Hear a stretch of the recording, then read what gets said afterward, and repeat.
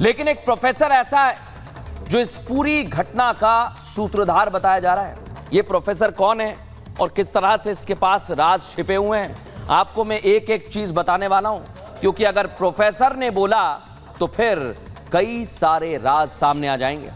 आइए जरा आपको दिखाते हैं किस तरह से इस पूरे मसले को लेकर एक प्रोफेसर जिस पर निगाहें टिकी हुई हैं, प्रोफेसर अगर बोलेगा तो कई राज खोलेगा। ये मैंने आपको बता दिया।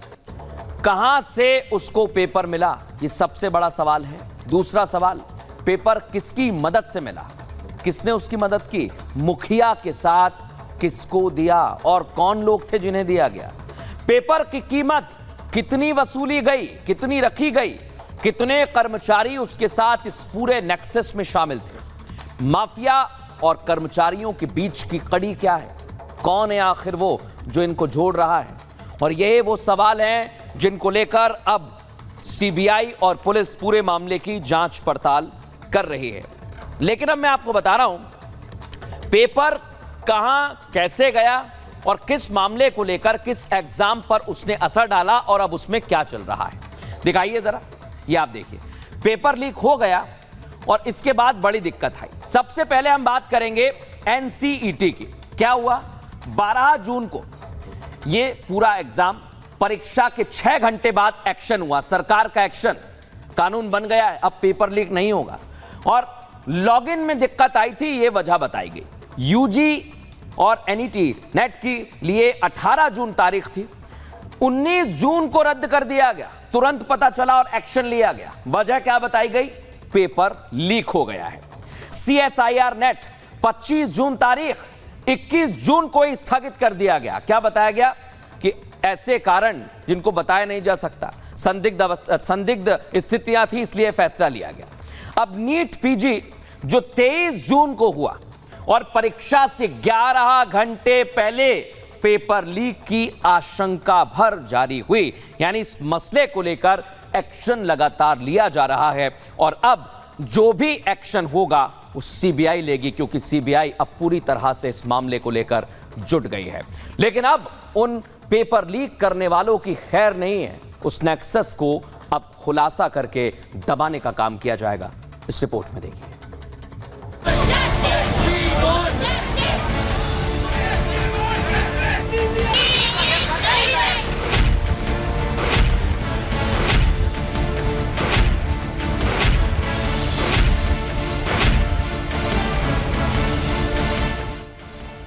नीट को क्लीन करने की कवायद जारी है। हाई लेवल कमेटी का गठन कर दिया गया है।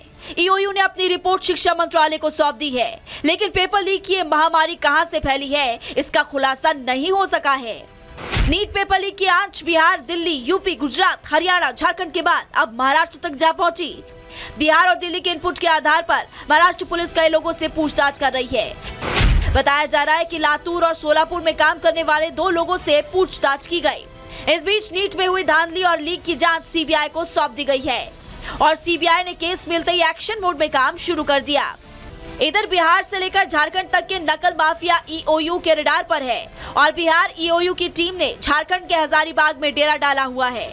ईओयू की टीम ने हजारीबाग के 4 स्कूलों में बनाए गए परीक्षा केंद्रों की जाँच की, जिसमें OSS school, Vivekananda school, Saint Xavier school, DAV school के प्रबंधन से पूछताछ की है। साथ ही हजारीबाग एसबीआई की main branch Blue Dart courier agency को भी जांच के दायरे में लिया।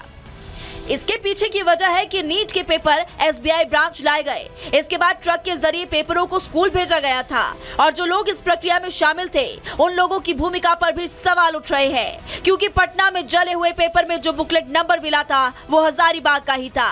सिकंदर, अमितानंद और नीतीश ने जो कहानी बताई, उसके बाद देवघर कनेक्शन सामने आया। ईओयू देवघर से पेपर लीक में शामिल 6 लोगों को गिरफ्तार किया गया।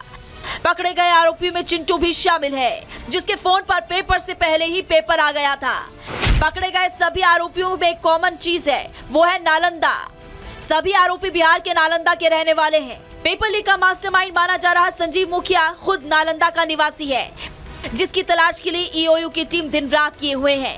संजीव की तलाश के लिए पटना, गया, नवादा, नालंदा की टीम को अलर्ट पर रखा गया। फिलहाल पेपर लीक की इस धांधली के मास्टरमाइंड और आरोपियों को गिरफ्तार करने के लिए ईओयू, सीबीआई और पुलिस लगी हुई है। तो सरकार नीट को क्लीन करने के लिए लगातार बड़े फैसले ले रही है। Bureau report, Republic Bharat. तो सरकार इधर कदम उठा रही है, उधर एग्जाम चल रहा है और मेरे सहयोगी दीपेश इस समय मेरे साथ जुड़ गए हैं। दीपेश, आप बताइए किस सेंटर पर मौजूद हैं, क्योंकि कुछ मिनट बचे हैं, इसके बाद एग्जाम खत्म होने वाला है। तस्वीरें भी दिखाइए जरा। देखिए बिल्कुल मृदुल, 5:20 पर ये बच्चे जो हैं वो अब इस डीएवी सेंटर से बाहर निकलेंगे। झज्जर के डीएवी सेंटर में मैं मौजूद हूँ, जो पुलिस लाइन में बना हुआ है, और पुलिस लाइन में सेंटर का खुलना अपने आप में इस बात की तरफ इशारा कर रहा है कि इस बार जो सुरक्षा व्यवस्था है वो बहुत ज़्यादा चाकचौबंद नजर आ रही है। और जो पेरेंट्स हैं वो भी इस बात से संतुष्ट दिखाई देते हैं कि सेंटर ऐसे ही स्थानों पर होने चाहिए जहाँ पर फेयर एग्जाम कराई जा सके। हमारे साथ कुछ पेरेंट्स हैं। सर, डीएवी जो पुलिस लाइन सेंटर है वहाँ पर अब बच्चे आपके एग्ज़ाम दे रखे हैं। एक चीज़ ये कि सेंटर ऐसी जगह होना चाहिए जहाँ फेयर एग्ज़ाम हो सके, एक। दूसरा ये कि दोबारा एग्ज़ाम से आप संतुष्ट हैं? हाँ बिल्कुल, ऐसी जगह पे सेंटर होने चाहिए। दूसरा, दोबारा एग्ज़ाम से संतुष्ट तो हैं, पर सबका भी होना चाहिए, उन बच्चों का भी होना चाहिए जो 24 लाख बच्चे हैं ना, सबका ही होना चाहिए। तो रैंक में तो तभी फ़र्क पड़ेगा। अच्छा, कुछ बच्चे तैयारी कर चुके हैं, कुछ बच्चे आए हैं, कुछ बच्चे नहीं आए हैं, कुछ बच्चे सीधे अब काउंसलिंग के लिए चले गए हैं। तो ये जो विरोधाभास है वो कहीं ना कहीं असमंजस में अभी भी बच्चों को डालता है? ज़रूर डालता है। ये व्यवस्था ठीक नहीं है। सब बच्चों का एक जैसा पैमाना रखना चाहिए एग्जामिनेशन के लिए। ऐसा नहीं कि किसी 1500 को आप एग्ज़ाम ले लो और फिर बाकी बच्चे ऐसे ही रहे, तो फिर मेरिट लिस्ट बनेगी तो दिक्कत होगी। फिर आप सही ढंग से मूल्यांकन नहीं कर, ये क्वालिटी का वर्क नहीं है। हाँ, अभी भी फेयर जो होना चाहिए वो नज़र नहीं आ रहा है। नहीं आ रहा है बिल्कुल, क्योंकि अभी भी 8 तारीख को जो माननीय सुप्रीम कोर्ट का आदेश आना है या फैसला आना है, उससे भी चिंताएं बच्चों की बनी हुई है, पेरेंट्स की भी चिंताएं बनी हुई हैं। तो वो देखते हैं कि क्या फैसला आएगा। अभी भी चिंता हमारे चेहरे पे देखी जा सकती है और बच्चे हमसे भी ज्यादा घबराए हुए हैं। फिर तीसरी बार एग्जाम ना देना पड़े। तो मृदुल, ये जो है ये परेशानी न सिर्फ पेरेंट्स की बल्कि बच्चों पर भी, बिल्कुल अभिभावकों की परेशानी है, छात्रों पर डबल प्रेशर है, समझा जा सकता है। दीपेश, हमारे सहयोगी वैभव भी इस समय हमारे साथ जुड़े हुए हैं। दीपेश, आपके पास लौटेंगे। और वैभव, बताइए जरा वहां की क्या तस्वीर है? सेंटर्स पर बड़ी संख्या में अभिभावक पहुंचे हुए हैं, एग्जाम भी खत्म होने वाला है, दिखाइए जरा।